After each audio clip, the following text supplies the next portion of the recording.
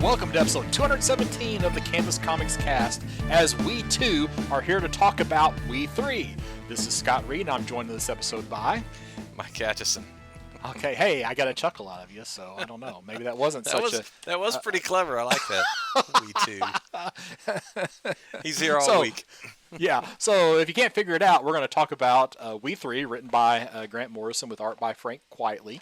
And then after we spend some time talking about We3, we're going to do something we haven't done in a while, do some movie reviews. So since it's been fairly recently that Superman and Fantastic Four were released, we both have seen them, which is also something that sometimes we don't both see a movie. And when I say both of us, I mean Mike doesn't still see the movie in the theater, because I've seen them all.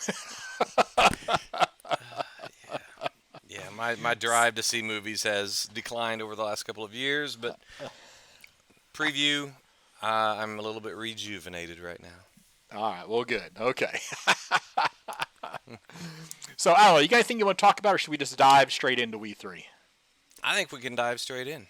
Just get straight to it. Okay, so let's just get straight to it. So first off, let me explain why we're talking about We3. So I think I mentioned this already in a previous episode, but during the Superman celebration, I got the privilege of going out for a meal with Bob McLeod and Gavin Smith, and I asked both of them for a recommendation for a comic to read.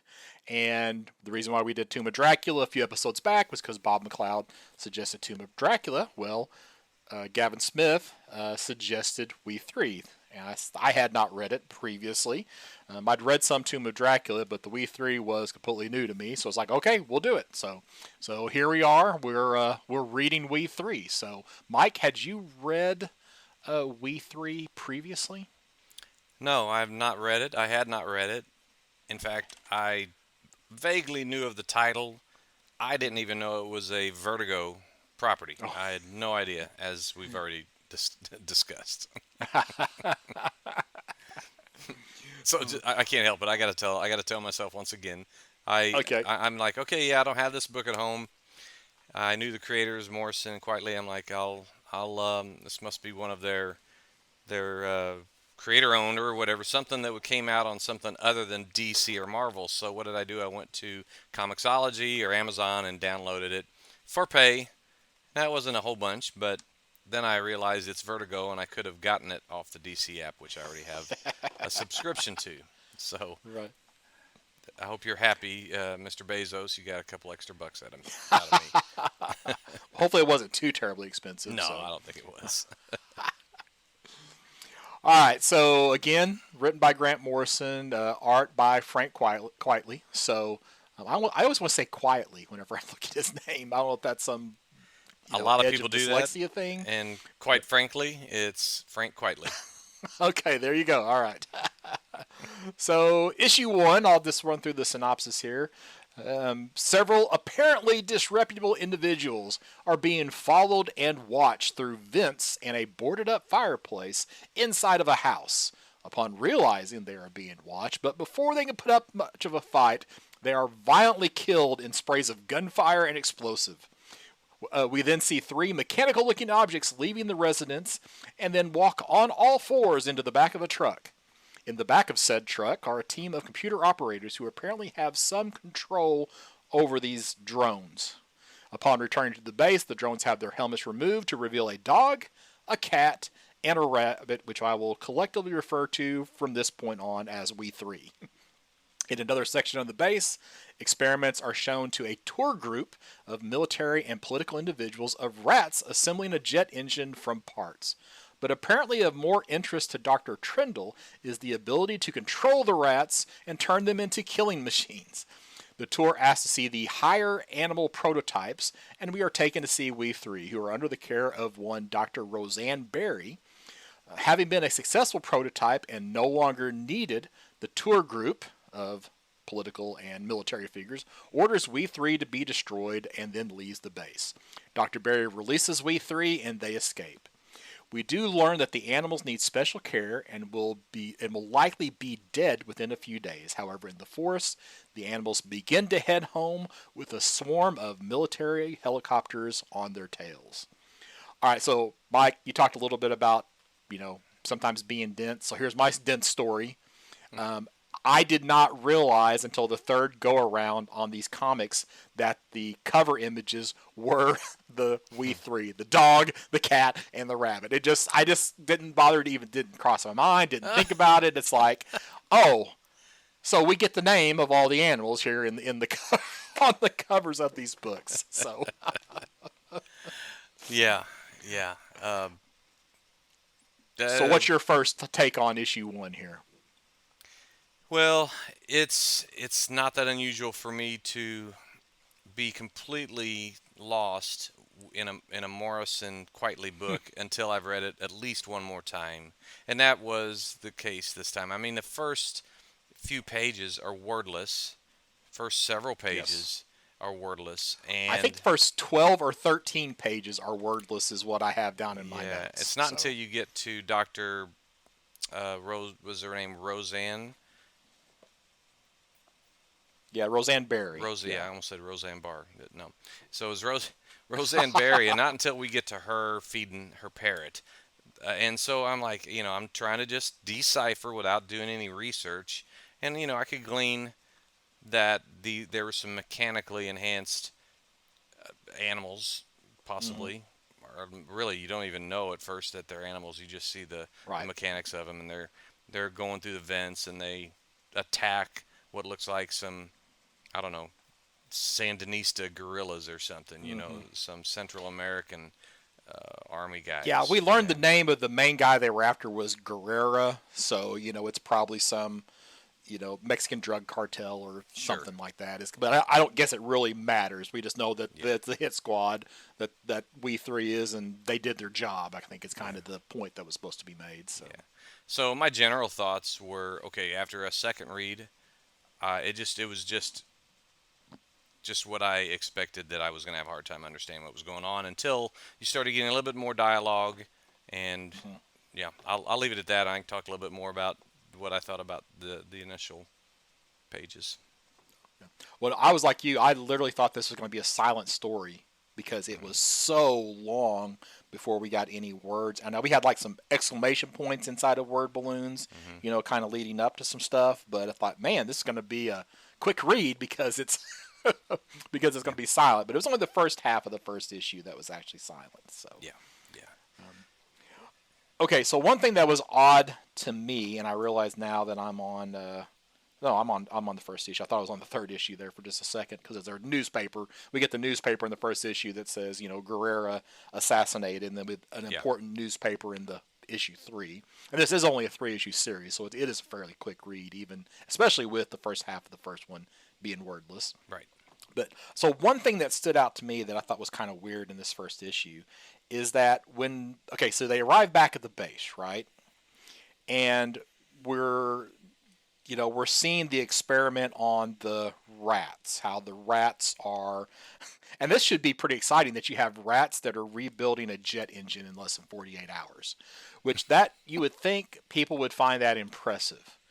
But no, what we end up with is and I'm not 100% for sure exactly because they go out of their way up, until the end of the rats before we go meet We3 to not show Dr. Trindle's face. Right. Not his full face anyway. Yeah. Not his full face, right? So it's like, I'm assuming that this kind of sadistic doctor is Dr. Trindle, who's the one that takes the controller and then turns one of the rats with the drill to attack one of the other rats who is reassembling this jet engine.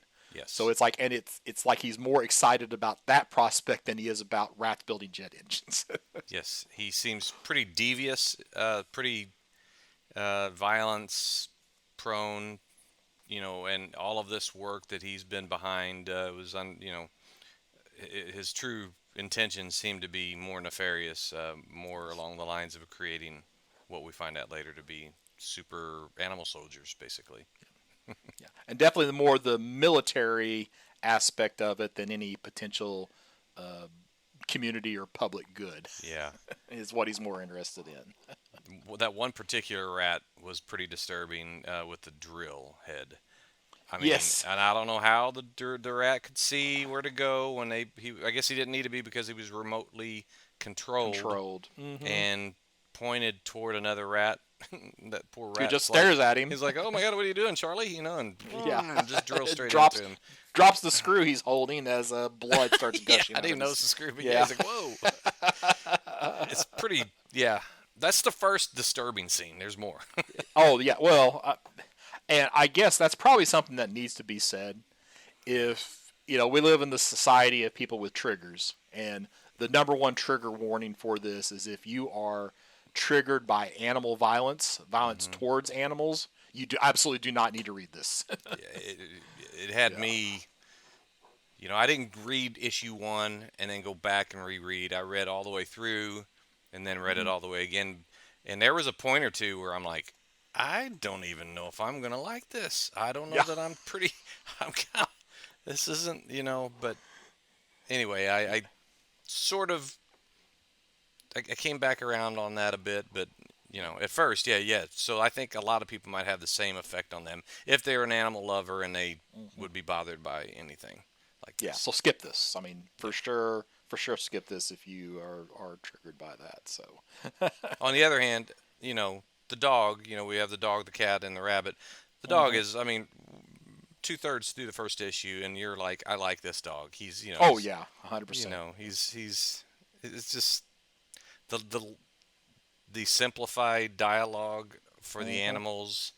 They are enhanced to where they can vocalize what they're trying to say, but it is very rudimentary, very childlike, and pretty.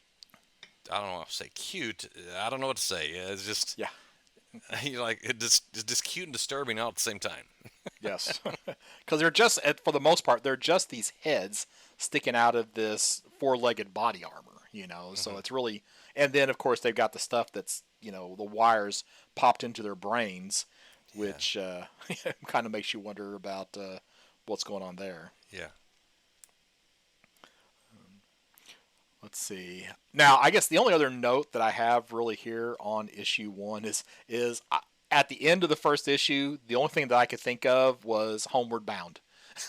Oh, right. Yeah, Yeah, right. because so once We3 escapes, it's like the focus becomes especially for the dog who is number one. So the dog is number one, the cat is number two, and the rabbit is number three. And then Hmm. we'll learn that there's also a number four later on, but which is well, we'll save that for when Yeah, we get better. to it. But yeah, it definitely has that homeward bound where it's like, yep, we're out here in the forest. We need to get back home. They don't know where home is, but they know they need to get back there. So Yeah.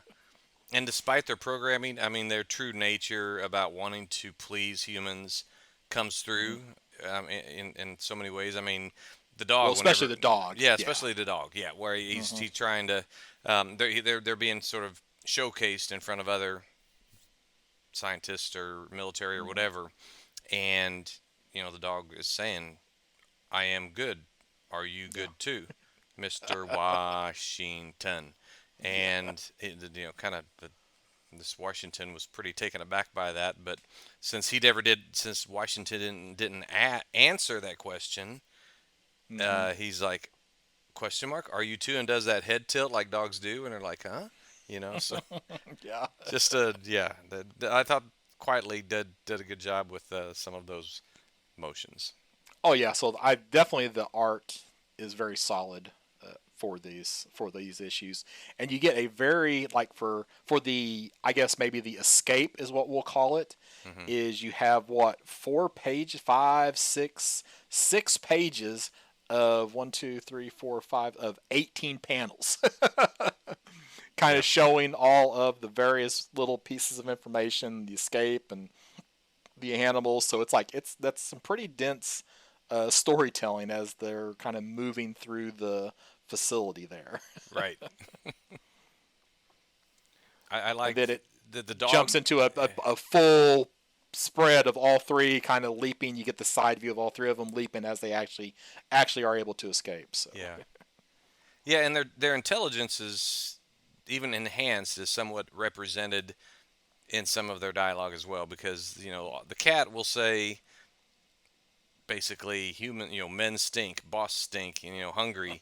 So it's a little less articulate than the dog. And then the rabbit, all the rabbit could say is no grass, just single word hmm statements. No yeah, grass, eat now, eat. So there's a a little bit hierarchy. more focused on what the priorities are. Right, right, And for the record, from issue number one's cover, the name of the dog is Bandit. right. If you want to know, we don't actually see that story wise until issue 3, and I don't think they actually tell us the names of the other two animals in story. So I think Bandit is the only name of an animal that we learn in story. So, and again, that's not till issue 3 that Right. happens. Well, actually, I they don't. do. It's the cover for each issue. Well, yeah, that's what I said. Other than the cover, Oh, I'm So sorry. Yeah, yeah. yeah, Okay. yeah. Because, like I said, remember, I was dense the first time. I didn't realize that the covers were about the animals that were portrayed inside the stories. So, Right. but I kind of just like flipped past the cover. I didn't spend a lot of time evaluating the cover. Then when I actually did look at it, it's like, oh, okay. It's it's the lost. It's basically the lost posters for these animals. Who to call in the event that they're found. So the lost and found posters for the missing animals. So. All right. You got any other comments for issue 1? No, no. I mean, it's first. I mean, it is a fairly dense story. I mean, issue 2 is just basically getting an introduction to all the characters, and once they find out that they've been identified for they're obsolete and they're going to be replaced, and that probably means euthanization. They escape, and Right. Well, that's and it's Dr. Roseanne Barry that allows them to escape. right. That she affected that. Yeah. Yes. Yes. So, all right. So here's a question for you. If you had bought this off of the newsstand when it first came out, at the end of issue 1, so you paid the money, read issue 1. At the end of issue 1, do you think you would have went back to the shop the next month and picked up issue 2? Probably more so because I'm a completist and I don't like ending, especially if I know it's only 3 issues. Yeah. Yeah. Yeah. If this was like, oh no, this is ongoing, you can expect 3 years worth of it. No, I wouldn't. I might have, if it had been an ongoing, like tried to stick with it through the first story arc, but yeah, this is probably not something that it took somebody suggesting this for me to read it. It's not something that I would have ever. I've had this series come through like in collections that I've purchased, and I've never thought, oh, I should set that aside and read it, or I would look at those covers and say, oh, that looks interesting. So it is something outside of my normal, what I would normally read. That's for sure. So. Yeah, and I mean, I was when I was thinking about you reading this, I know you don't like the anthropomorphic. I don't ever know if I pronounced that right. That's close enough. So. Anthropomorphic characters, but this doesn't really count as that. I mean, they're truly animals, just enhanced with the armor. Yeah. So, yeah. So they're not. It's not a dog that's walking upright. It's not and Pluto. It's not a big giant furry. Right. That type of a thing. So yeah. So this is actually the dog is a dog who has just become enhanced. So the cat is a cat who is enhanced. The rabbit is a rabbit who is enhanced. So I have one more comment to make. There's 6 pages towards the end here that are all those. There's 18. 18 panels. 18 panels, yeah. And Yeah. I was more lost looking at them than anything because I think it was just I did not like those panels. I didn't like Really? them. See, I did because it's very dense storytelling, and you see kind of what's going on in the hallways. You see the fact that Dr. Barry chose not to lock the cages, Yeah. and so she's the one that allowed them to escape. So it's like, remember how like Watchmen was really locked into that nine Nine-panel panel grid. page. Yeah. So it's like, yeah, so now you got this 18 It's panels. just, Like, it seemed like it was too wow. much. Yeah.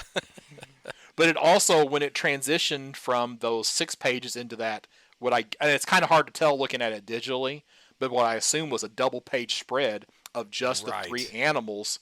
I mean, that was kind of it's like you're cramped, you're cramped, you're cramped, you're cramped, you're cramped, you're boom. And you just You're, explode it's into, explodes spreads out. into, Yeah. yeah. And that was a So, great visual, that spread there. That's a beautiful page. so I didn't mind the 18 panels for 6 pages. So, but I mean, but I didn't like sit there and like deeply study each panel, because you could just kind of glance at it and figure out what it was trying to convey. You Yeah, know, that's true. without spending too much time on it. So. Yeah. All right, issue 2. Issue 2. All right, so on the cover we have Lost Tinker. So the name of the cat is Tinker, who is also all referred to as number 2 periodically, as I am as I'm going through my notes. So, all right, shorter synopsis here for issue 2. So the swarm of military copters is repelled by We3. So Dr. Trindle decides to unleash his rats on them. Release the rats. The rats and We3 battle on a bridge, damaging its structural integrity. When a train attempts to cross the bridge, the entire bridge collapses, taking 1 and 2 with it. 1, the dog, pulls the train driver from the water to shore, mentioning to himself how he is a good dog. We3 leaves the scene, revealing the man is already dead and missing the lower half of his body. We3 finds themselves on a road outside of a large city and encounter a dad, a boy, and another dog. The father shoots 3, the rabbit, in the head as the dog charges. 1 and 2 then attack them, with 2 decapitating the dog and 1 apparently killing the father, though we don't actually see that on panel. And of course we don't know what happens to the boy.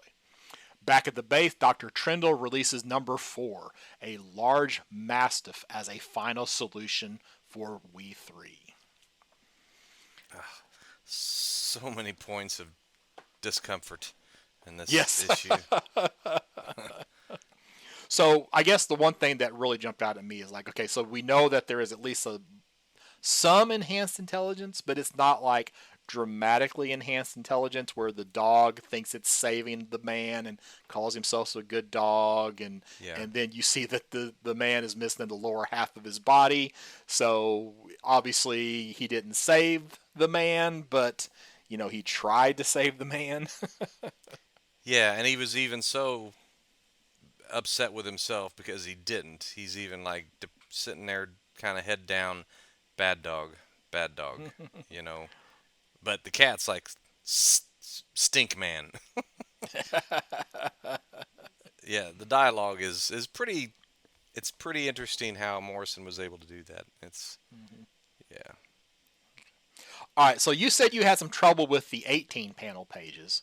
So especially early on during the fight between the choppers and We3, you've got these 2 pages that have, I can't even, I'm not even going to try to count how many panels are on these pages. They're just like, oh yeah, it's a well-drawn several pages, but there are panels inside of panels just showing little pieces. You've got, the cat firing automatic weapon fire, blowing through various body parts on the guys that are attacking them. I mean, we see I'm trying to look at this, the dog. Yeah, the dog does teeth flying. It's just, it's kind of crazy. So the artwork on this by Frank Quitely is just, it had to take there's him something to it. so long to do these panels or these insets.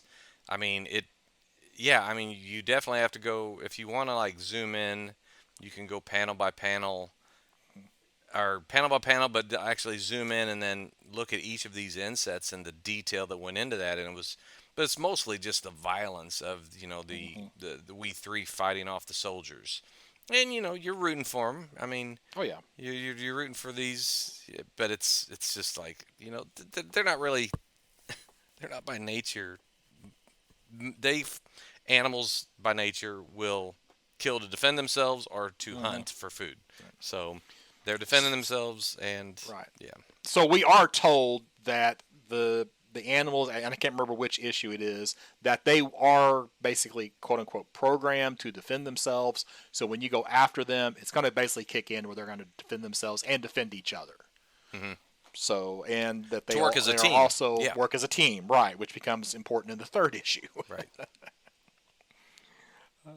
I don't really have anything else to say, just other than again, the page. There are multiple pages with some very intricate page layouts, and you almost just have to see it to appreciate it. So I think my favorite, as far as design wise, page is, it looks like it's page 51 of the entire 110 pages. It's probably right smack dab in the middle of issue 2, but it's the helicopters above, and the cat, Tinker, number 2, hmm is closing one eye as if it's aiming, which it is aiming with its little laser point gun up with its paw and armor, uh, and takes out from oh yeah, probably 50 yards at least, the helicopter hmm pilot. yeah, I thought, well, that's pretty impressive. It was just I mean, hits him right between the eyes. hmm Man, yeah, yeah, stink boss. stink boss. You can almost hear that voice, stink boss. hmm Yeah, it really sounded quietly Okay, best so work. here's this is kind of an unrelated question. When you're reading digitally, are you reading? Yeah. So when you read digital, do you read panel by panel or do you read page by page? I switch back and forth if and for different reasons. So Oh, okay. if I forget to put on my cheaters, my glasses, and I'm somewhere, uh, I don't know, and I can't get to them easily, I'll just do panel by panel because it's bigger and I can read it without glasses. But hmm typically, it's full page, Oh, okay. especially if you want to see the composition of how the panels work together. But it just depends. Now, then sometimes if I want to see, like in some of these pages where he's got all these insets, we're talking probably 10 per panel, hmm little insets. Yeah, you want to go panel by panel and then zoom in. Yeah. Well, sometimes when you go panel by panel, you can't zoom in, so you got to go back to. Well, I guess I can there. I've had some time where I go panel by panel and you can't Oh, zoom in, so you go back to the full page so that you can actually zoom. But right. I think we talked about this before, how they've changed the DC app a little bit. Now you see the full page and then it goes panel by panel. Yeah, So maybe they fixed that too. Whenever, yeah, yeah, it could looks like be. they have. So Yeah, that was another adjustment there. yeah.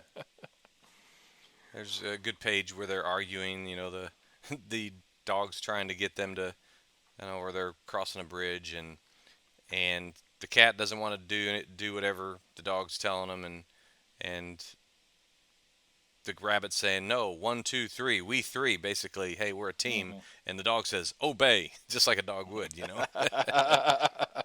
And that's when the rats come after him, and because of their teamwork, They immediately switch back to that mode. yeah,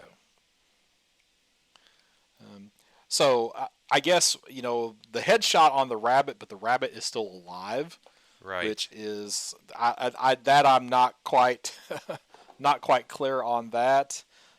Also, we don't know what happened to the boy, I guess, because on the road there was the father, the son, and the dog, mm-hmm, and we see the dog decapitated. We see the father later on laying dead on the road, but I don't see anything about what happened to the boy in the story. So yeah, I guess for our sake, we'll say he ran away and yeah, hid and is safe. Though he's going to be traumatized for the rest of his life. definitely, All right, so you ready for the third issue? yeah, sure, All right, so I should mention that on the cover we have Pirate the Rabbit. right? He's the lost rabbit. So the rabbit's name is Pirate. Yeah. A homeless man stumbles upon We3 in a train yard.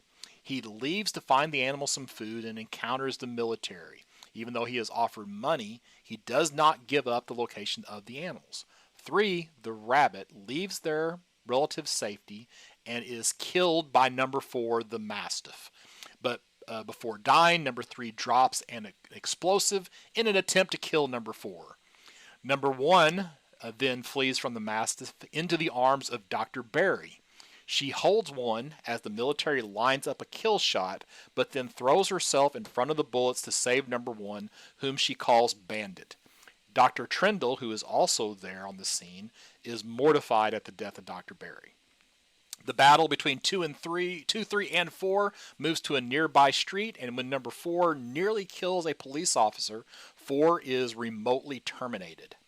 2 and 3 escape through a drainage pipe and arrive in the base of a home that is under construction. In the basement of a home that is under construction. A small military team follows the pair into the basement to discover they are out of their equipment and have left as the building explodes.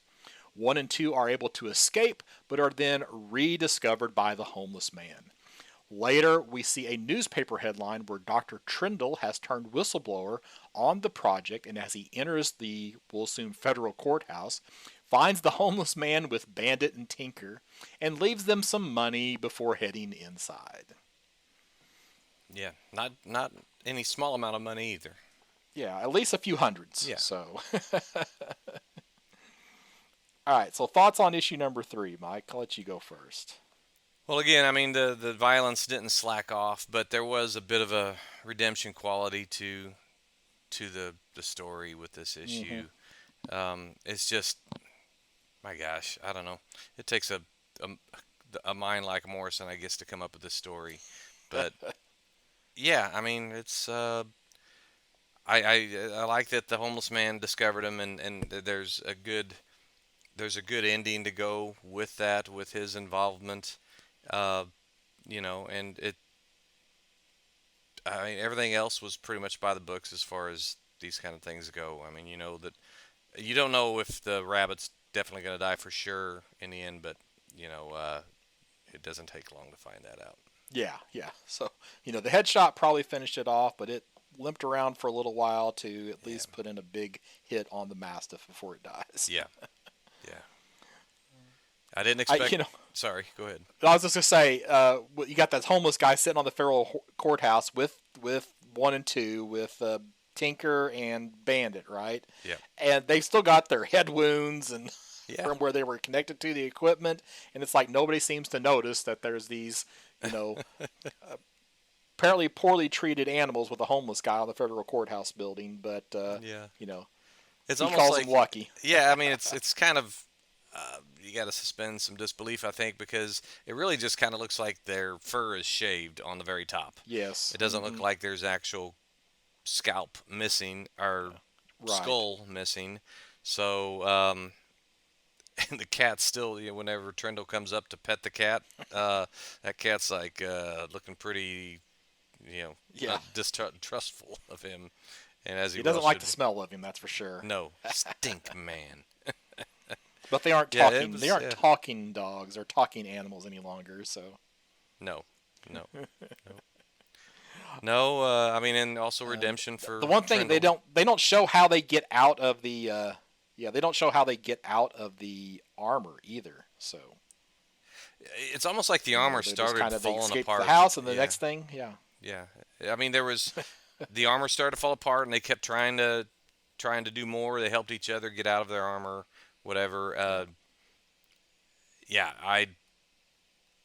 I'm not really sure. And I actually thought the armor was more part of them than just something that would come off too. Yeah. But I guess it was just wired. They were just wired to it. So I guess they could, chew through the wires, or once a few pieces popped off, then they could disassemble it.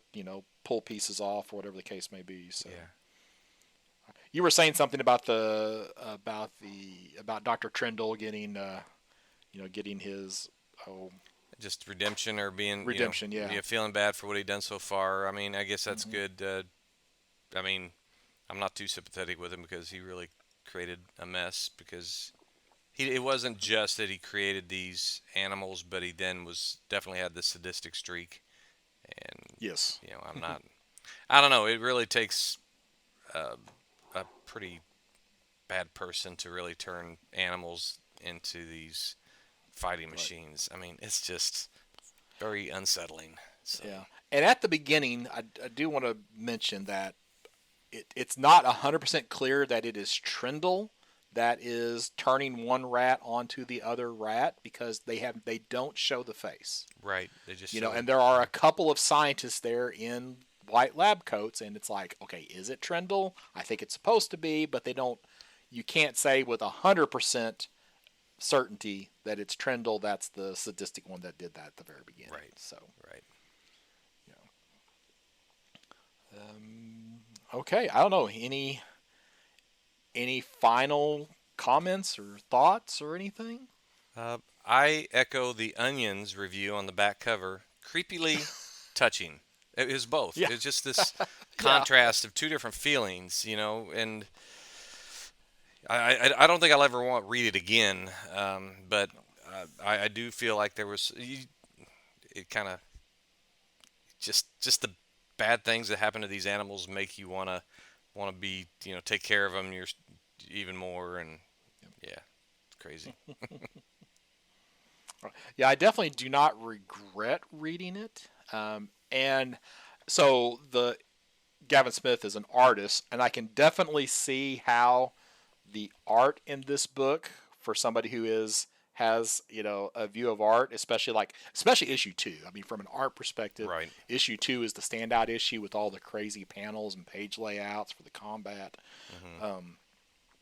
But there's all these little intricate things that are done with the panels, even in issue 3. But I can definitely see how an artist would really dig this book. But it's not something that it's hard. It would be hard to recommend this to somebody. I think anyway. Oh yeah, I'd have to be pretty selective Mm-hmm. of who I would recommend it to. Yeah.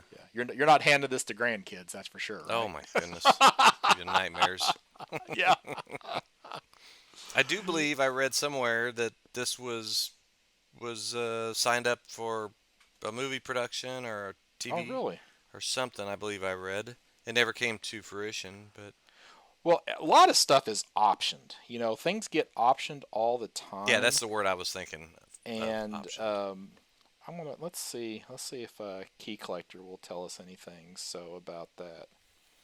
Yeah, I don't see anything. While you're looking, Key I was just going to Collector. say I didn't realize this thing came out as early as it did. It's like early, like 2003 or 4, right? 2004. Yeah, Yeah. 2004 is when this came out. So Yeah. so yeah, just a mere 21 years ago. All right, you want to give it a grade? You got a Sure. grade for it? What grade you got for it? Oh gosh, if I don't have my cheat sheet in front of me, I can't give you the letter grade with the number grade. But it's Okay. not getting. Let me think this through here. It's gonna get maybe a 7 for the story. No, no, no, no. 7 for the story, probably a 9 for the art. Yeah. But for the overall idea, a 4. So I'm gonna give it a 6. Okay, so fine, very fine is a 7, Yeah, and then a 9 is a near mint minus. That's a very fine near mint, Verify name. Yeah, and then a 4 is very good. yeah, But you're giving it a fine 6.0 overall. yeah. I give it a fine 6.0. Okay, all right. So I just stuck with one fine, very fine, which is 7.0 is what I'm going to go with. So it's like, yeah, I'm not. You find the right person, or it's definitely somebody's a Grant Morrison fan. Then this is a must read for that person. Yeah. But it is absolutely not for everybody. No, it's Yeah, just not. I mean, there are good stories that Mm-hmm. that you don't want Yeah, you to read, or you can't. don't. Not Yeah. everybody can read. Yeah. It's not as quite as bad as like I come back to like the Joker, the recent movies, Oh, and it's like those were movies that were made to try to win awards, not to be superhero movies, Right. So it's not that you can see that they're well done, but you just don't like them, That's a good you point. That's know? a good Yeah. comparison. But I think this is more likable than the Joker movies were, but that's a different discussion. But movies are on the on the table for That is discussion today. right. Yeah. So yeah, so speaking of movies, all right, we are going to talk about a couple of them. So now I did. I have very few notes on either of these movies, but so I have like a synopsis pulled up online, so I can kind of like as we're talking, remind myself of some of the various events and things that happened during the story for us to talk about. So, all right, so I actually saw Superman in the theater twice. How many times did you just see it? The once? Just in the once. I theaters? mean, we do plan on seeing it again if just we get the time. It's just been Of hard course, to it's fit going to it in. be out digitally by the end of this month. Will it really? Oh, Yes. So I'll probably just wait so you then. can, Yeah. yeah. I even think I saw maybe the 25th or something, August 25th. So we're recording August 14th. Oh my gosh, you kidding So I me? think I saw by the 25th it's going to be available digitally, Yeah. give or take a few days. So it's not going to be very long. So, all right. So now talking about Superman, I am going to have a hard time not doing some comparisons with Man of Steel. So I'm just going to be upfront about that in our discussions because even after seeing this, if I was, say you have to choose one Superman movie, which one are you choosing? For me, it's still Man of Steel. That's just the way I am. I still love Man of Steel. I'm not saying the follow-up Superman stuff was not so great, but Man of Steel was awesome.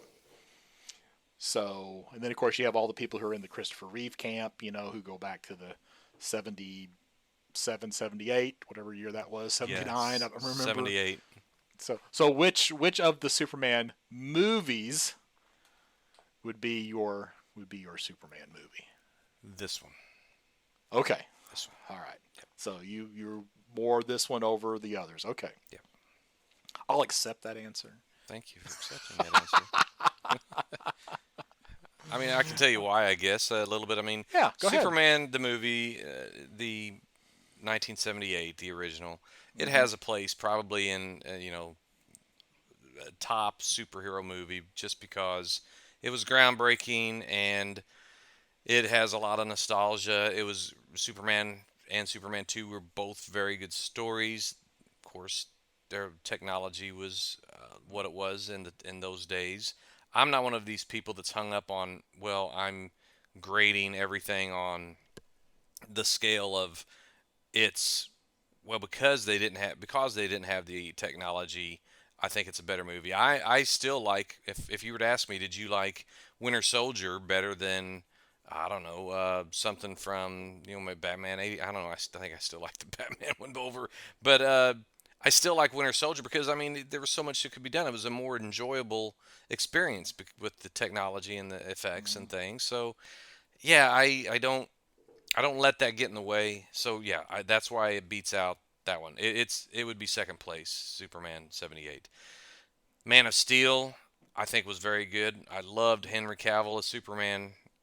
I just I I don't feel like with this movie, the 2025 Superman, I don't feel like I'm playing the DC apologist at all. I'm with Man of Steel. I was trying to justify things in my head. I didn't like the dark tone, but I was like, well, maybe there'll be progression over the course of a few Mm-hmm. movies where Superman finds his hope and finds his joy. But, most of that. But it was a great movie, and I Yeah. loved Cavill. So Yeah. it Yeah. just, Well, for the record, Man of Steel is the first movie that talked about the S logo meaning hope. very true. So that Yeah. yeah. And So I think that's just where they were going with it. and I Yeah. think that's where they were going with it too. It just didn't pan out, and of course they rushed that project along, kind of get it to the Avengers level, without having put in the 10 years prior to Sure. get it to that point. So Absolutely. now, okay, so my big complaint is I don't know why it is that Clark Kent has to be this bumbling oaf, when he's in public. Understand what the origin of that is, because that wasn't there with the character in the 30s.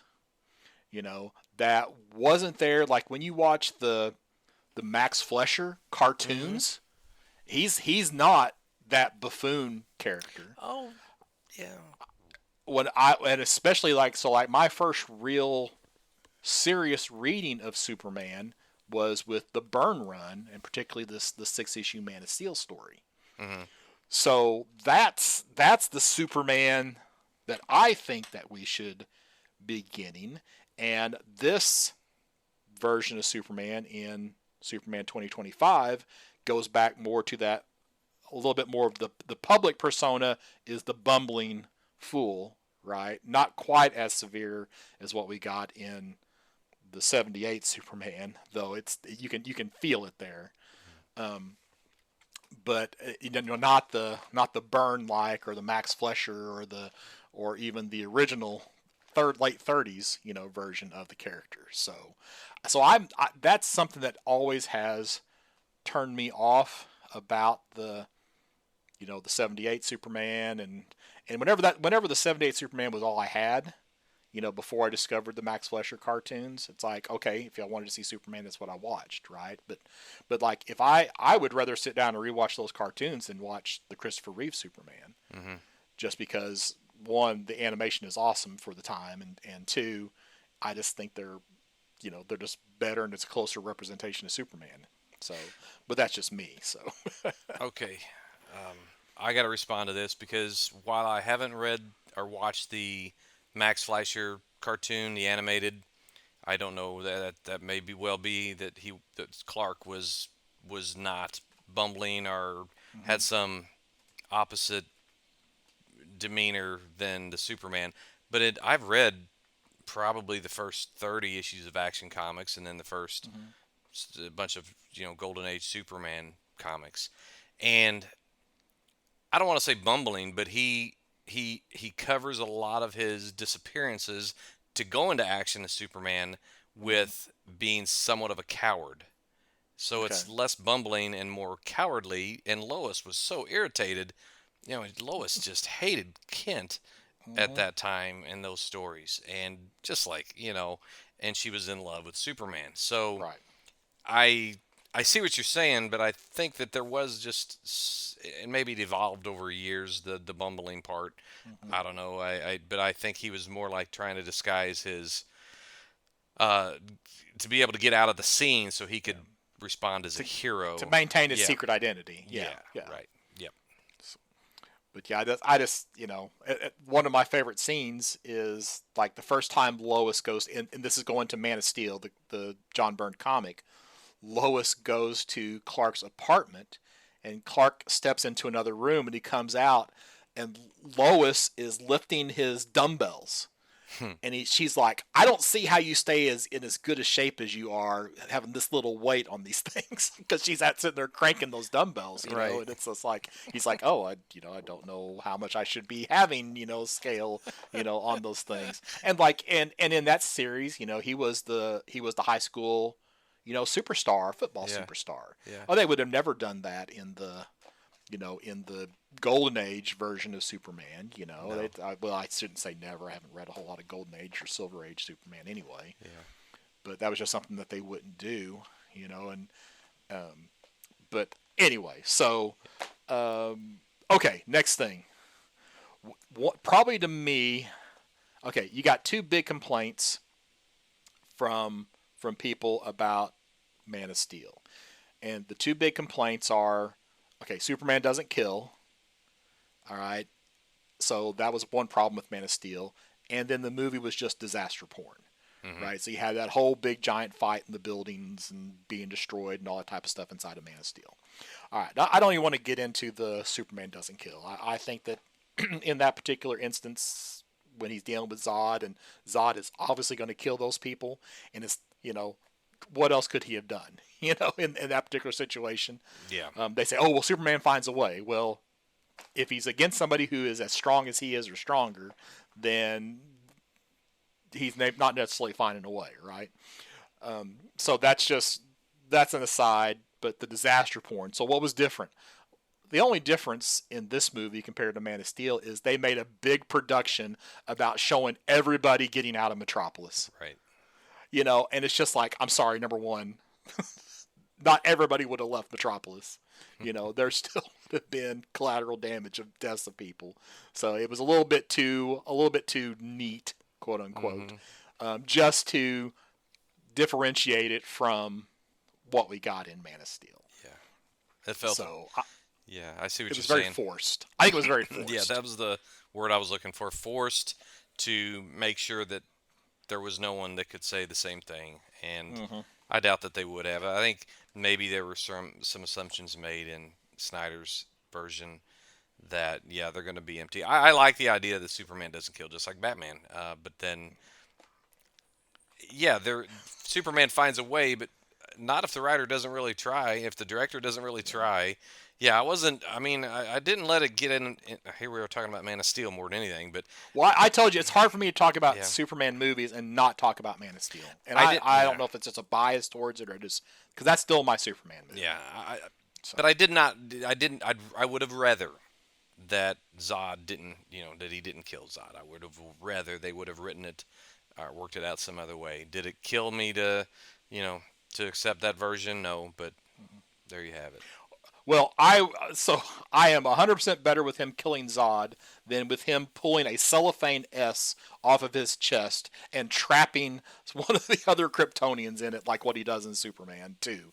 I mean, it's just like some of the nonsense that we got in some of those films. It was just crazy. Yeah, let's spin the world backwards to go back in time where he doesn't. So he shoots them with the laser beams, kills them, but no, we spin the worlds backwards in time and undo that, and then he pushes his head to a different direction, and the blasts go a different way. Really? Yeah, well, That's not how that works. 1980. What is it? 1981 or whatever it was. So 70 was it 78 or 79 or 78 was the first one, and yeah, and then 3 years later I guess it was 3. Yeah. Superman 2. So yeah, yeah, but Gunn did too much with that. Superman saves everybody. That scene where he saves the squirrel is just a little too much.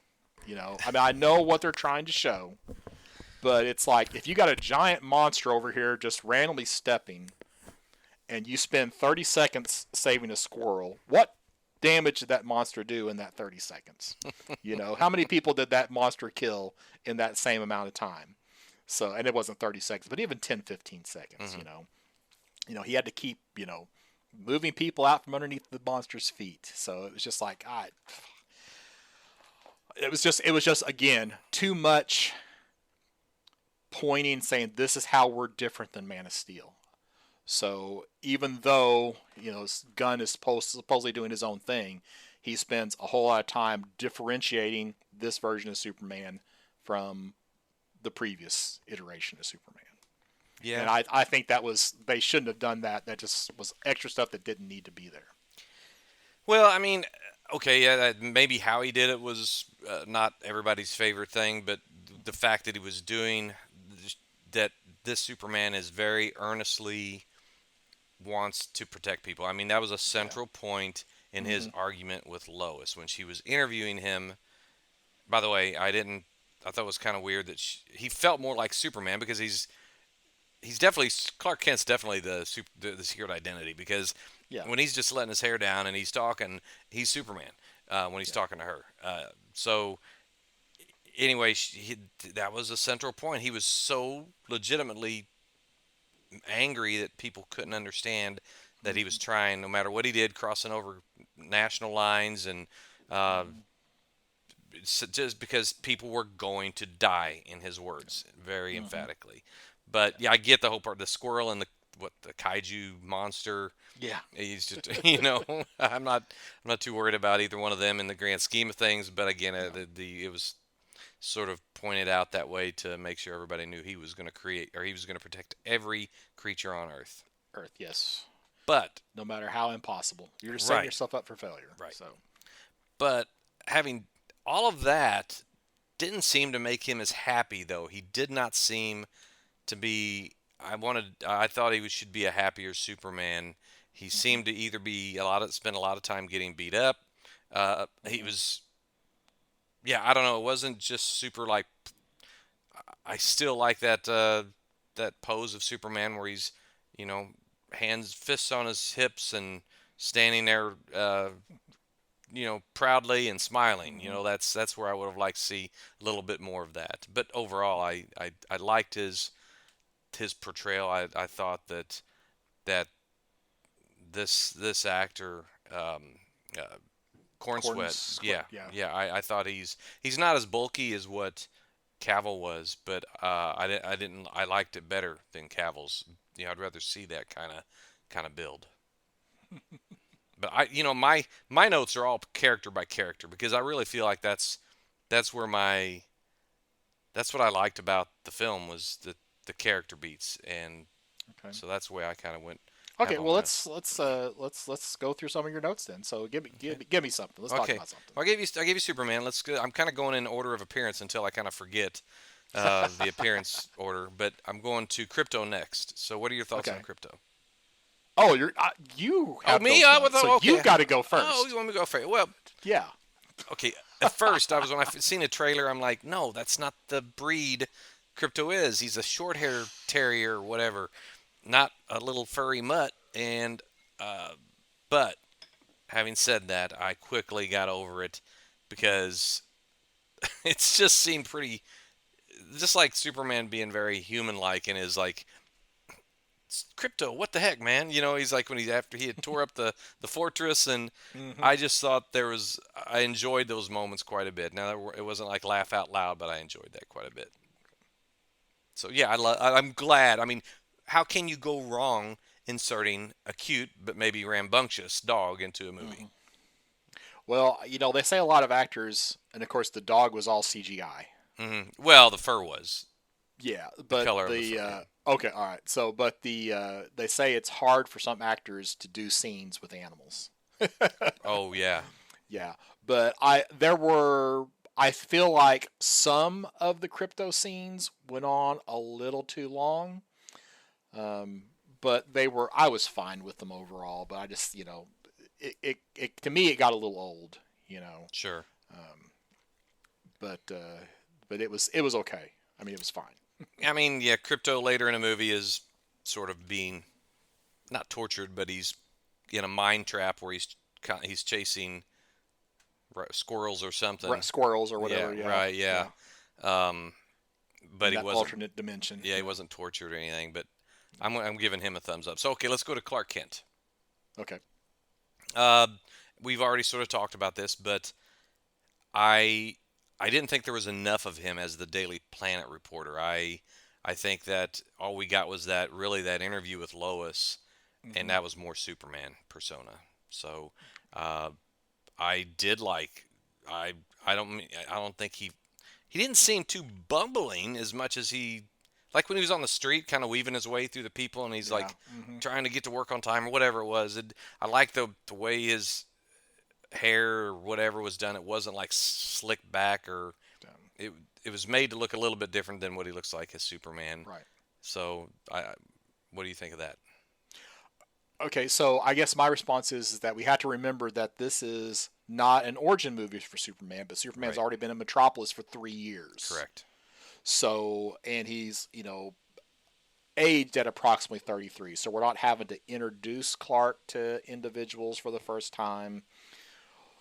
So, and I guess maybe we should talk about that whole threes, introduction to the movie. Not quite the Star Wars scroll, but something kind of in that regards. Yeah. Um, but so I mean, he was there and it was already established, and so I don't have really much more to say about Clark Kent because he wasn't a huge part of the movie. No, no, that was just a comment. I mean, what I seen of him was fine. I would have liked to seen maybe a little bit more, but we're gonna get another Superman movie, I think. So maybe Or we a will. Superman family movie apparently. So Yeah, yeah, after Supergirl. yeah.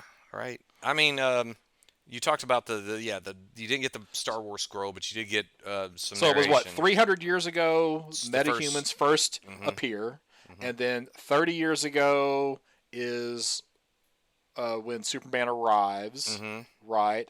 And then 3 years ago Superman reveals himself, Mm-hmm. and then 3 minutes ago, no, three. Is it? I I forgot try the to three remember all the months. threes. Yeah. But anyway, there might have been another three in there, like 3 hours or something. But then, or no, maybe 3 months ago, Superman stops at something in Baravia. Is that? And Yeah. Yeah. Yeah. that's the town, Yeah. right? And The then country. 3 minutes ago, Superman loses his first fight, and then he comes crashing into the Right. Right. Antarctica. Right. So. Right. Right.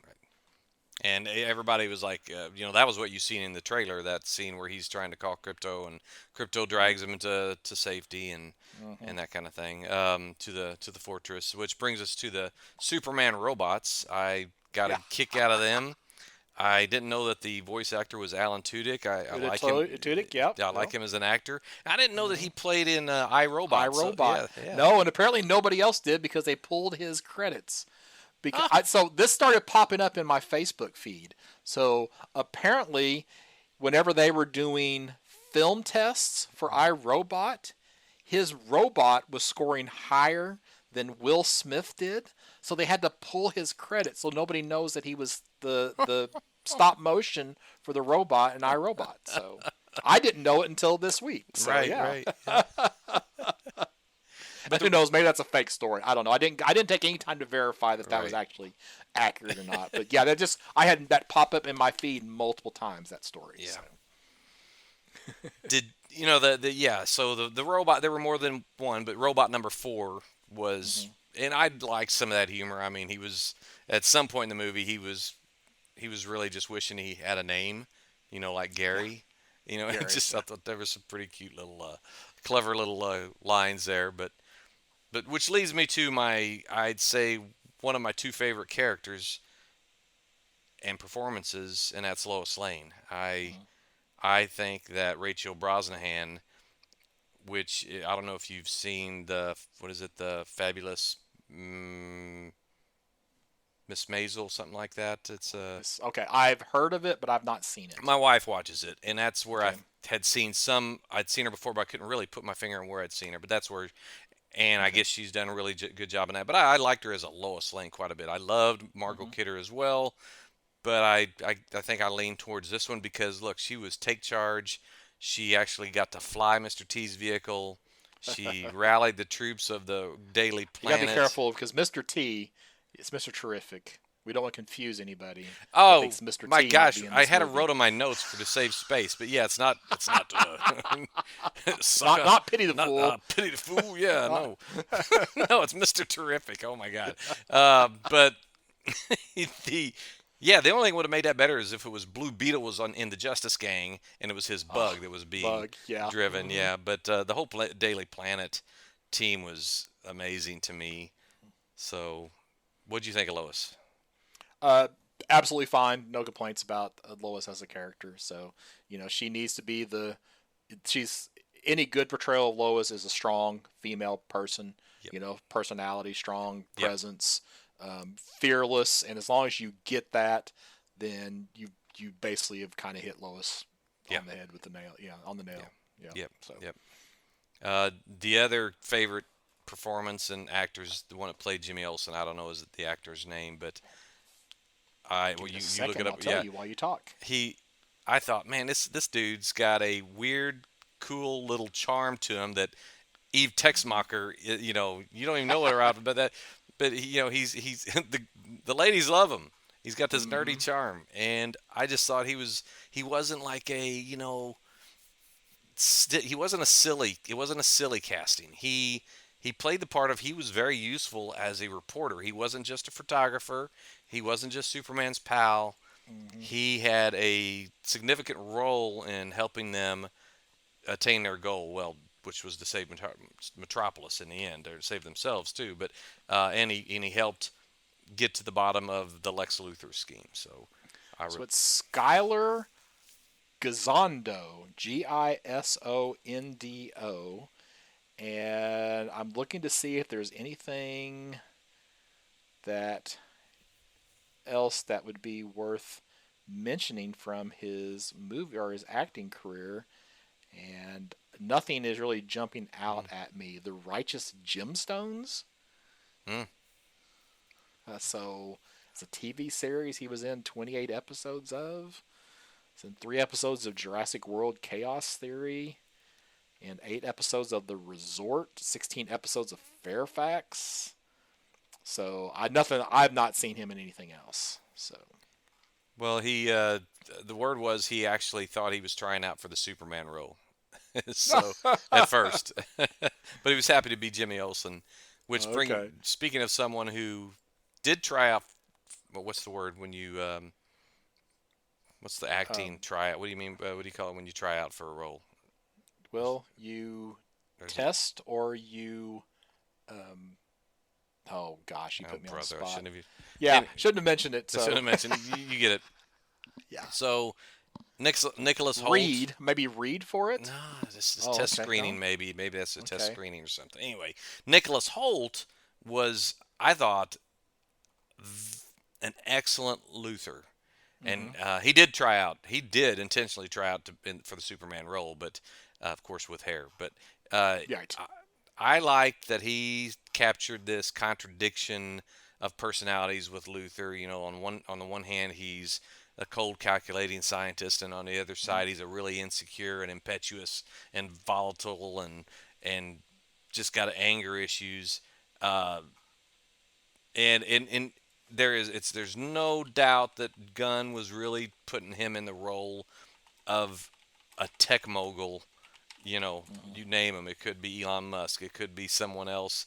But some of the just the behaviors. He had his own little tech followers. You know that just and no matter what he, even if he knocked over the pencils and broke the coffee cup that they were in, they were all picking him up behind him. So he had his own little cult following, and I thought that was done well.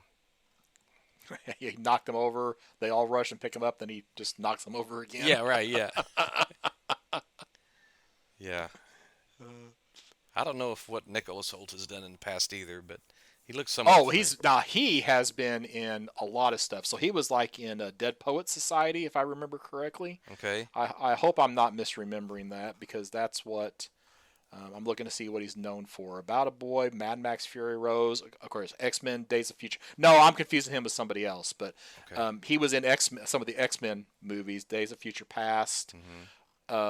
Let's see, he was in The Menu. I don't know if you saw that movie on. I think it was on Netflix. No. He played J.R.R. Tolkien, I think, in the Tolkien movie, Oh, you would have seen that. which is pretty good. Let's see. Gosh, why did I think I'm confusing him with somebody else that he was in? Must be that he was in Dead Poet Society, because that would have been. I'm trying to remember who I'm confusing him with, but um, let's see what else. But yeah, he's been in several things. So, but the X Men stuff and Yeah. Tolkien. Did you like the Lex Luthor portrayal, or did you? How do you Yes, compare yeah, him I to? I liked it. I also liked how they, again, this is Lex that's been studying Superman for 3 years, not Superman just arriving on the scene.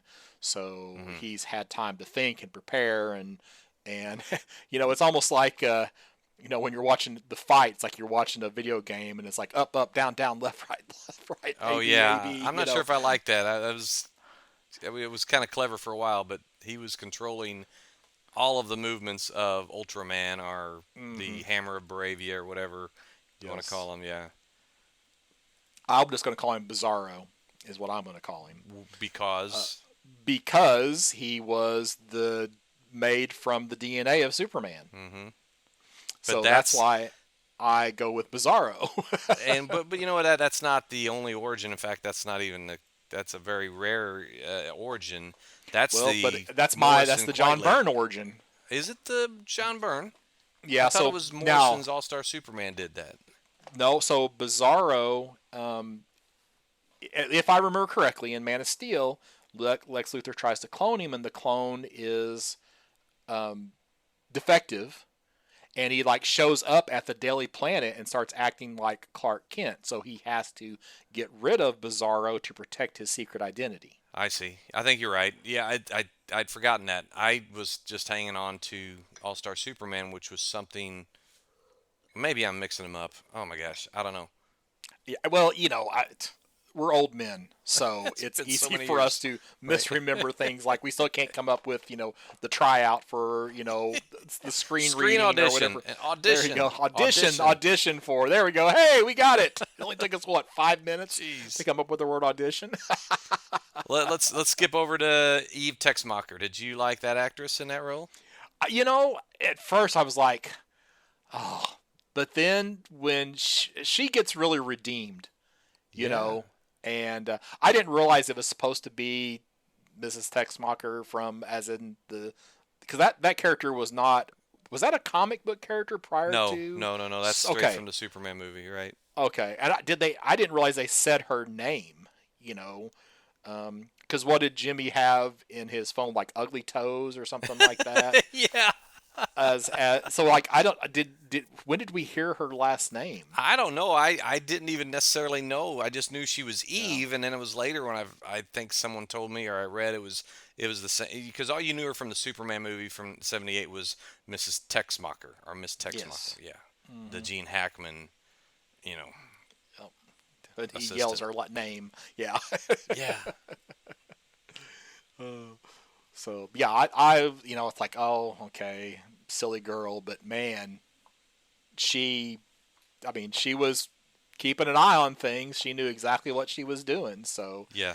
she came across with that ditz, but she was, yeah, She saved all really those. came. Yeah. Yeah, she's the one that unlocked it all for When everybody. Lex finally so, betrayed her and went too far, Mhm. right?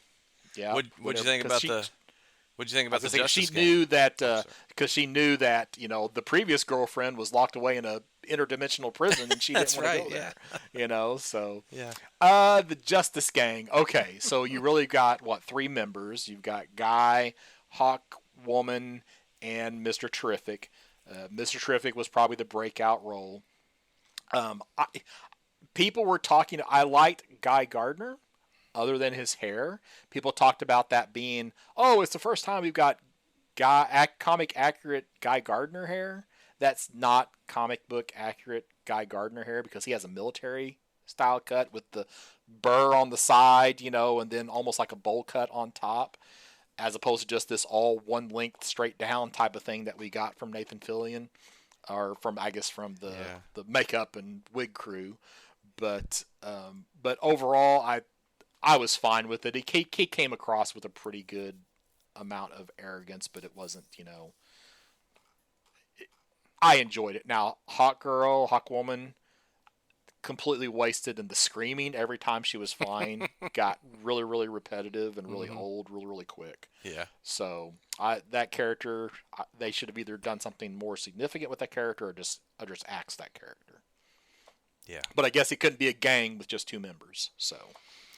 Yeah, I don't know if I would have picked Hawk Girl. I mean, I had no problem. It was great to see. It was very comic booky. Gardner, I thought was fine. Yeah, his hair's it's not what you think you're gonna see when you're gonna see live action bowl cut Guy Gardner. It looked a little bit like just a terribly bad haircut, like somebody. It was just an cut it. awful haircut. Like It wasn't somebody a Guy Gardner haircut. No, It was just just somebody a didn't cut it terrible properly. haircut.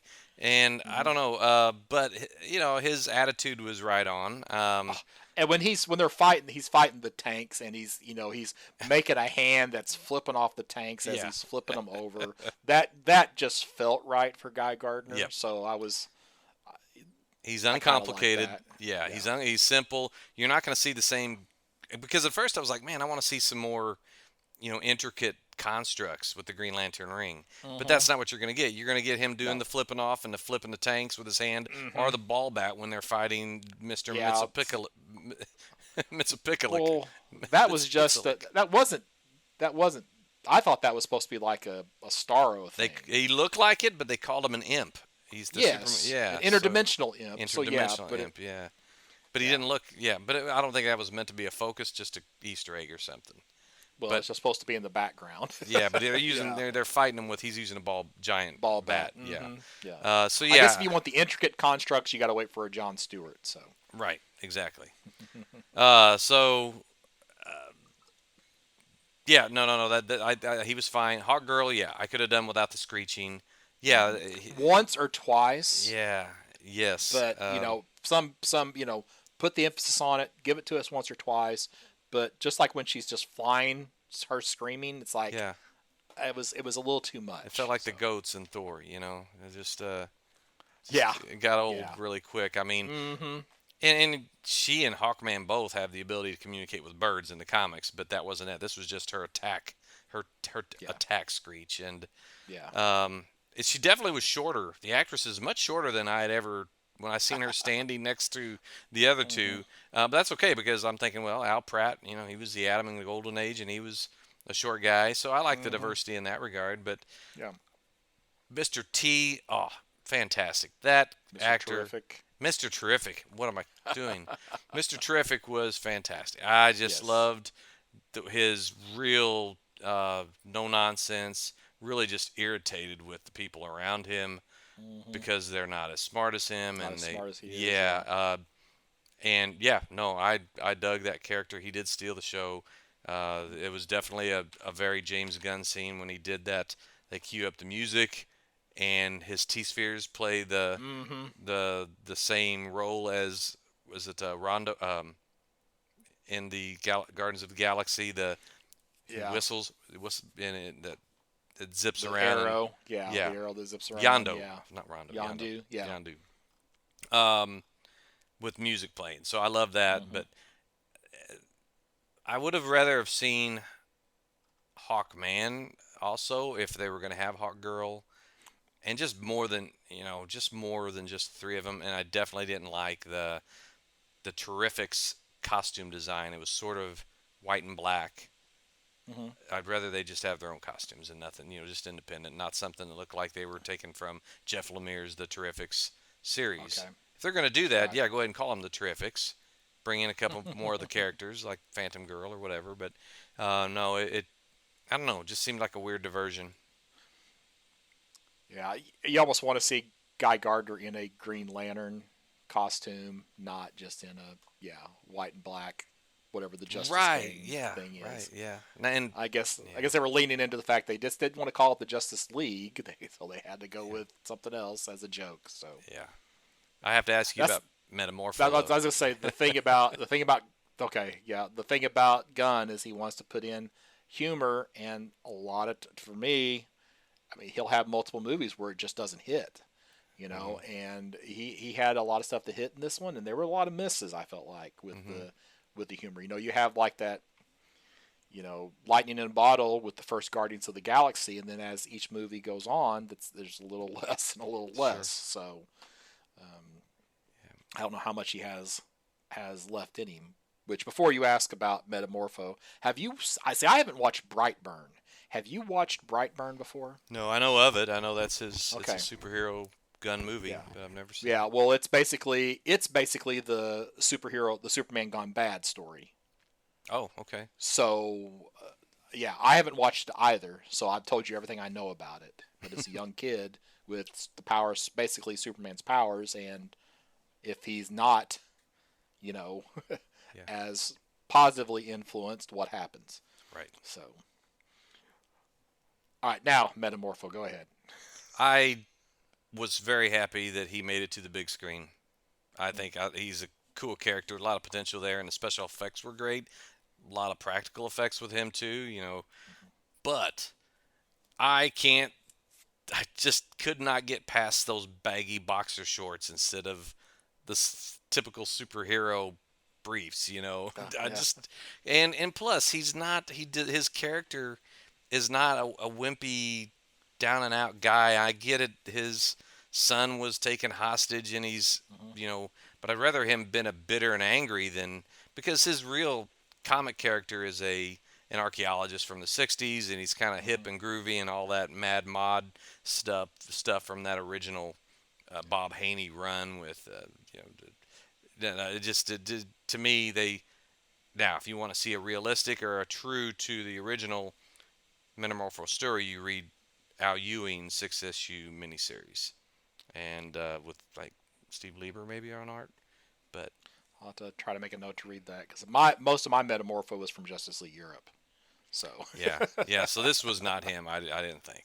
yeah, yeah. Metamorpho was there for one reason, and that's so they could have kryptonite. That is the only reason why Metamorpho was in this story. Ah, yeah. So that being said, so they bring in some other elements. You got Metamorpho's wife. I can't remember her name, and then Joey. Sapphire. Okay, well, no, is it Sapphire? Sapphire Stag, yeah. Hmm. Okay, all right. And then you got Joey, the son, Hmm. right? And but okay, so that whole scene though, the escape there, where they're up against a black hole, Yeah. it's just like, okay, so Superman's not strong enough to hold Joey and fly out of a black hole, but Metamorpho comes in and Crypto, and then Superman saves them all from the black hole that he can't escape on his own. I, it is that scene just had me just rolling my eyes. It's just like I, I don't understand. What are you trying to accomplish here? So Sure. it was just a Well, little. Those scenes like that are what kind of brought the movie down a little bit for me. So I think it was great action, and I think the whole baby being involved was made it very tense because you're like, oh my gosh, don't drop the baby. You're trying to that tachyon stream or whatever it is that they're floating in, yeah, or yeah, that seemed somewhat. It seemed pretty good to me. It was pretty. Now my wife, we watched this. Oh no, that was the Fantastic Four movie. We watched it on Omni, or oh, yeah, IMAX. IMAX. I mean, yeah, and she was kind of like dizzy afterwards. But no, this I thought there was a lot of action with it. There were a lot of little cool tips of the hat to the comics, like the hypno glasses. I mean, I remember reading that story Hitting the for the glasses. the first time, and that I loved. I well, that was one of my. I didn't care for that whole thing. The whole hypno glasses thing. I thought that was kind of silly, though. It does kind of like one of the silly moments in the Burn Man of Steel, and I've talked about this before. And I hate it when characters get random superpowers, and it was like in the Burn Man of Steel, somebody took a picture of him, and he realized from the reflection of lights off of his skin that somebody had taken a photograph of him, and I'm like, what?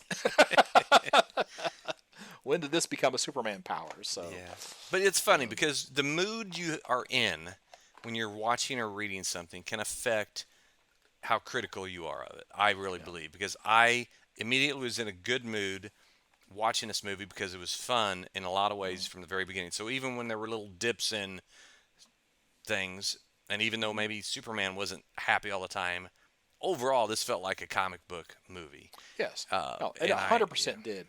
Okay, my biggest complaint with this movie, Ma and Pa Kent, yeah, there's, were the way that they were portrayed, and especially as somebody from the Midwest, not in Kansas, but from the Midwest. I think that's how James Gunn looks and feels about all people who are in the flyover states. yes. And now we got the one redeeming scene with Pa Kent, Hmm. but other than that, where he gives Clark the pep talk, but the whole phone and yelling at Oh the my. top of their voices and blah blah blah and come We visit. seen you on the TV, Clark. You know. Yes, I that was so ridiculous, and I just absolutely hated the treatment of Ma and Pa Kent. And I know, okay, again, going back to Man of Steel, all right, that's another person. A lot of people's complaint is that, whenever, uh, yeah, Pa, Kevin Kevin Costner. Yeah. Costner. Okay, took me a second to come up with Costner. Basically, Superman's gonna go save him from the tornado, and he's like, "Nope, I don't want you to reveal yourself." He sacrifices himself, and of course, people say, "Well," and I agree, Superman could have saved him. I mean, he absolutely could have saved him, should have saved him, you know. But it was just like at least Ma and Pa Kent in the Man of Steel were intelligent individuals, not caricatures. And Mhm. we got just these country bumpkin characters of Ma and Pa Kent in this movie. So I think the right Mon Paul Kent lands somewhere in the middle of those two. I would much rather have a normal, everyday. It doesn't. It shouldn't be the hayseed Mon Paul because that is a caricature. yes, I just felt like it was sort of disrespectful to people, that mm-hmm, are more rural. I mm-hmm, get that part bothered me a bit because yeah, we're both from small towns and a lot of countryside, and no, we don't talk like that. And No. a lot of people I know from how the I know how city. to use a cell phone. You know. Yes. Now, on the other hand, I know some people that are a little bit older generation that Hmm. they will hold the phone on speaker and not matter. They'll talk to you on speaker around all kinds of other people, and that's kind of annoying. But it's yeah, I feel like it, but because I'm not Diane Lane and Kevin Costner are two pretty people, great actors, but just two pretty people to be Ma and Pa in my mind. So I'd rather see something in the middle. Okay. Well, the quality of the acting from Diane Lane and Kevin Costner is there's Yeah. leaps there's a chasm there. Now the guy who played Paw Kent, I don't know his name. He's been in a lot of stuff before. I don't know if you've looked real close. He's got something going on with his eyes, Hmm. where his eye is always twitching Yeah, I know back somebody and that forth. has that disorder. Yeah. Yeah, so he has that too. He was in an episode of the X Files Yeah. many years ago, and Hmm. they kind of played off on that whole, Hmm. eye thing that he Hmm. has going on. So I've seen him in several things previously, but he's not the level of an actor that Kevin Yeah, there wasn't Costner as is. And much weight to all of that as I yes, would have mm-mm, liked, other than yeah, when Ma says, I'll get your boots. I like the line, but I just didn't feel like it carried much of yeah. the weight that it could have with a different pair of actors. But again, I'm not totally disparaging them. I'm just the way they acted. They might have been able to do better with better lines. I don't know. Um, yeah, that's a good point because on the other set of parents, then, what do you think of Jor-El and Laura? Basically, the way we're to interpret that is that they sent Hmm. Kal-El to Earth in particular, so that he could dominate Yeah, us. I didn't you like know that. th- I did not like that. that's I that has been that's kind of been done before. I mean, that's been a Yeah, like yeah. an Elseworlds or Maybe something like spun that. more like Well, in the Burn version, it's more like I guess it's almost more like the Superman 78 where Krypton or Krypton as yes, Krypton. Krypton, the planet Krypton, I would say, where it's more cold and Yeah, not emotional. right. Um, but here to me that was just a plot point. You know, Yeah, they had to have I could something to take turn. Yeah, yeah. yeah, I like that his parents became mom and pa as opposed to Jor-El and yeah. yeah. So, but it's just part of it, and it was a way to Hmm. move the story forward. So Yeah, I didn't have any real complaint with that. I mean, because they really aren't the parental. They don't have those two. Jor-El does not have the parental authority or parental impact that mom and pa can't have. So sure. And down deep, I really believe that that was all manipulated. That translation wasn't even accurate. I think that the engineer and Lex, maybe yeah. we'll find out later. Maybe it's just me hoping, but It's that. you hoping Mhm. because I think I'm going to Oh say yeah, I that was think the James accurate Gunn's already translation. said too bad. Yeah, Get over it. and Mr. Terrific said that it was he. Mr. Terrific was basically like, I know the people who did that, and that's Maybe to that's what it translate was. it, we need Johnny Storm Yeah, to get the actual translation. there you go. Yeah. Now I actually so the the Hammer of Baravia who ends up being they call him Ultraman, but in We had my the opinion Ultraman symbol. Yeah. yeah, in my opinion, it's Bizarro because it's a clone of Superman. I thought the first time that I watched it that cause maybe I just missed the part about him being a clone or him finding the DNA to create him. I thought Lex because we had that alternate dimension, right, where we had that dimensional prison, and I thought that Lex had pulled a Superman from another dimension into our dimension. So I thought this was a multiversal That would have been Superman. yes. That would have made much more sense to me. Well, once I caught the DNA thing, then it's like it still works for the story about him being able to get into the Fortress of Solitude, and because he has the same DNA Hmm. and all that kind of worked for me. So I was kind of fine with that. And I like the way it's a way for it to be Bizarro without calling him Bizarro. Yeah. Though I don't know, it's He A might little be. I different. mean, I wonder if it won't be. That might be the part where I'm trying to remember. It seemed like that the Bizarro in All Star Superman, because if I remember, wasn't this early on we were being told that there were bits and pieces of this movie were supposed to be drawn from All Star Superman? I remember hearing that early on. Maybe I don't know. So, so the Bizarro angle, I think there was something to do where he was in a black hole and he somehow got out of it or something. I Oh, okay. Now I got to go back and read that. But There you go. All Star Superman again. So yeah, yeah. Now that being said, it would have been amazing if whenever they finally pull the mask off of Ultraman, if it had actually been Henry Cavill. Can you imagine what that scene would have been like? Because that would then really be, this is defining the old Superman versus the new Superman. Now, if they could have done that, and I don't think they could have kept it under wraps, even if they had tried right. to do it, but it's like I was kept thinking they're going to pull that mask off. It's going to be Cavill during that last fight scene. It did. Obviously, it didn't happen, Yeah. but that would have been wild. That would have. That would have been great. Yeah. I don't know that he would agree to do it, but it would have been Oh, I great. think he would have. Yeah. Well, he did the Because Wolverine cameo. Yeah. I 100%, because he would have only had to have done really that, that one fight scene, and so they could have absolutely done that if they wanted to. He could have just kept his mask on longer. And that now you keep seeing rumors that he's going to make his way back into the DC universe as a different character. So Cavill may be back at DC just as a different character if he's not too locked in as people remember him as Superman. So, Typecast. Yeah.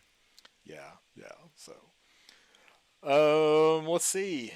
Was there anything? Oh, I guess anybody who hasn't seen it yet, you got 2 bonus scenes. You got to be sure you stick around for both bonus scenes. You've got the. Let's see. I got to remember. So the last one is because the Metropolis starts to split, and then with the whole dimensional rift thing, and then it gets put back together, and one building it doesn't quite line up, so there's this little banter between Mr. Terrific and Superman about him not getting it perfectly lined up, and that was kind of a waste of a scene, but because like that building is not going to be structurally sound, that building's falling over if that were to actually happen.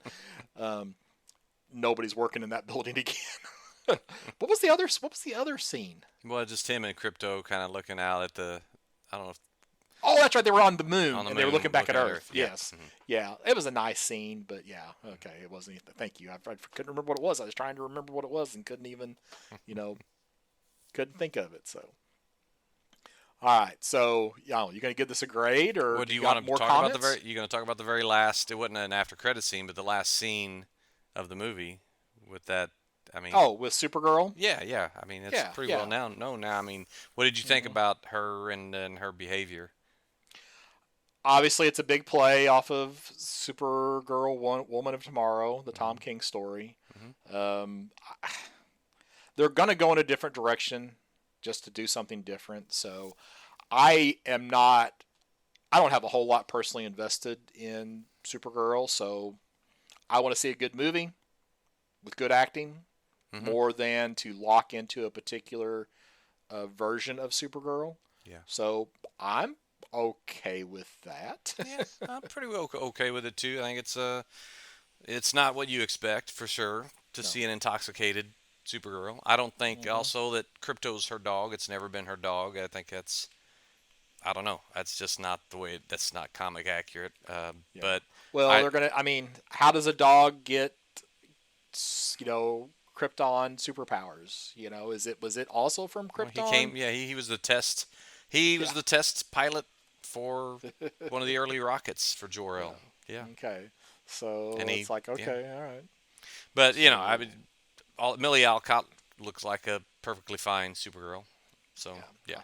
So again, we don't get enough to know what it's going to be like, but the thing is like, before it was like, oh, they're going to use Woman of Tomorrow as the kind of like some of the plot points for the next for the Supergirl movie. Well, they're already past that point, because like she's already come back from the Woman of Tomorrow story. So they're gonna go back in time. What are they gonna do? I don't know what to think about that. So. Yeah, I'm not really sure about how that all lines up, but I guess we'll find out. Okay, so going back to the opening of the movie, where the first metahumans appear or reveal themselves. I can't remember exactly what it says, if it's appear or reveal themselves 300 years ago. Who's that metahuman? Oh, Who do you think it is? 300. Yeah, so it'd be 300 years ago. I mean, there are several potential choices, And I don't know if they have anything planned for that already. I mean, they could just be referring to, because I would have put it in the 1700s, right? So when people first become aware of metahumans. Yeah, man, I don't know. I hadn't really given much thought to that because in the comics there were some, more like supernatural. There's lots. Yeah, going back farther, you think about the Shining Knight and, the demon. You could even go back just to mythology story, like, okay, Greek, Roman, Norse. Sure, yeah. Mythology, well, could those have been metahumans? But that's way more than 300 years. You know that Shade came around in the 1800s, I believe. The Starman villain, right. or was a villain / friend. I don't know. Yeah, be interesting. And again, it says, and I can't remember if it says appear or reveal themselves. I mean, it could be Wonder Woman. Could be. Because if the Amazonians are long-lived, you got like Vandal Savage. It could be. Of course, he goes back to prehistoric times. Cro-Magnon, man. Yeah, but again, it's revealed, not. I can't remember the exact wording on that. Yeah. So, well, I was seeing if you had. What they're telling us is that there's going to be some stories of this. We got dropped into an existing world with metahumans, and I like that. I like that they did that. This skip trying to build. We didn't have to have another Superman origin story. We learned the origin watching it, but we didn't have to have it put on us. So. Right. Oh. I don't know. We're going to have time to talk about Fantastic Four. We've spent a lot of time talking about Superman. We could save it. Let's save it to the next time. Okay. All right. So apologies if you were dead set on us talking about Fantastic Four. But our record time is, 2 hours. And now we talked a little bit before when we were recording, but so the episode's probably not 2 hours. But we've been at it for a little while. So so we're going to save that for I guess it'd be 2 episodes from now, right? Because what are we going to have coming up in episode 218? 218, we will have the pre-orders episode, where we look through all those catalogs, which are all virtual, these days. So we will do that, as we are very fairly reliable to do at the first part of the month. Yeah. Right. So we'll focus on the Next Phase catalog from Lunar and the Panels catalog from Penguin Random House. So hey, we didn't give a grade, by the way, Scott. Oh, that's okay. You're right. Let's do that. So you want me to go first? Or you going to go first? I'll go first.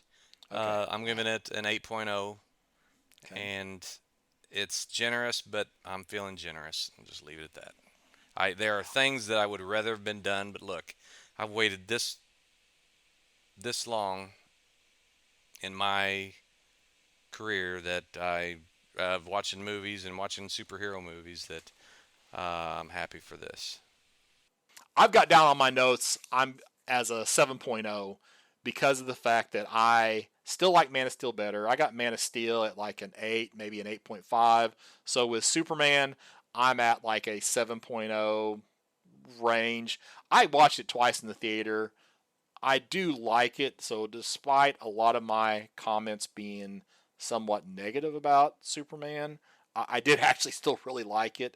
I thought it was pretty well done. It just, with Gunn, you get some of this stupid, and I don't like too much stupid in my superhero movies, unless it's just really just a complete parody like a Deadpool is. So I like a little bit more intelligence and not have the the caricatures of characters and the stereotypes. So that's why I'm more in the 7 range. And if I had to choose a Superman movie to watch tomorrow, just because this one's newer, I would probably choose Superman 2025. But if I can only watch one Superman movie for the rest of my life, it would be Man of Steel. So I still give that a little bit of an edge there. So, all right. So there's what you gave it a 7.5? Is that what you said? I gave it an 8. 8. Okay, 8. Okay, I couldn't remember exactly what you said. So we're not really far apart on the grades for it then. So, all right, and then looking ahead, then past 218 to 219, we're going to be reading. We're going to wrap up the summer of Superman. Yeah. With I guess really it's almost like the start of the fall of Superman, but but we're gonna do some reading for that. So we want to talk about that. Yeah, we're gonna do. It took us a minute to figure out the exact title because we had different ways of calling the Superman Smashes the Klan.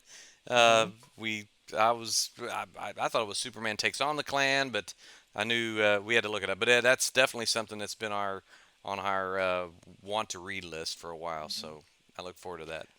Yeah, and to do a little compare and contrast with that, we are also going to read Marvel Premiere 51, 52, and 53, and this is where T'Challa Black Panther takes on a version of the Klan as well. So if you want to read along with us, because since the Superman Smashes the Klan is just a one-shot, we're also going to do the 3 issues of Marvel Premiere and talk about those. That should probably be interesting. I guess we're going to throw in a little Fantastic Four talk, that movie, in that episode as well. So, Mike, if somebody wants to reach out to you besides podcasts at birdcomics.com, how might they go about doing that? Well, they can certainly email me at mike@comicshoproadshow.com. I got my very first email from Michael Cathro on that account. Thank you, Michael.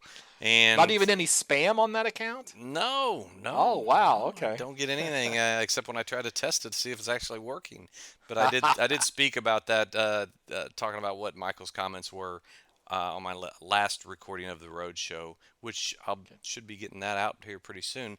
Or you can just drop a comment into our Campus Comics Cast Facebook page. And I'm Scott Reed. You can find me at burgcomics.com, BURG comics.com, where there are links to all of my social media pages. And again, going to plug my Instagram feed. I've kept it going. I've had 1 comic book ad a day now for several weeks, so I plan to keep that going. And I'd love to have you follow that. And we'll be back soon with pre-orders.